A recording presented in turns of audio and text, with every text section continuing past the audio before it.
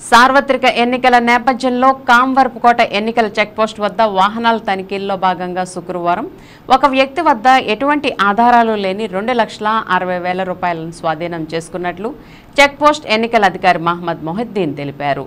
ఈ నగదు గాలాయగూడెంకు చెందిన వ్యక్తి వద్ద స్వాధీనం చేసుకున్నట్లు ఆయన తెలియజేశారు. ఈ నగదును ఫ్లయింగ్ స్క్వాడ్ ద్వారా ఏలూరు ట్రెజరీలో జమ చేయబడుతుందని అన్నారు.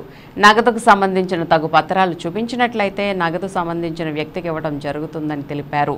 వాహనాల తనిఖీల్లో పోలీస్ సిబ్బంది కె రమేష్, కె రామకృష్ణ, సూర్యారావు, షేక్ నాగూర్, ఎం నాగార్జున, వీడియోగ్రాఫర్లు వీరమల్ల మధు, సౌజన్ సాయి పాల్గొన్నారు.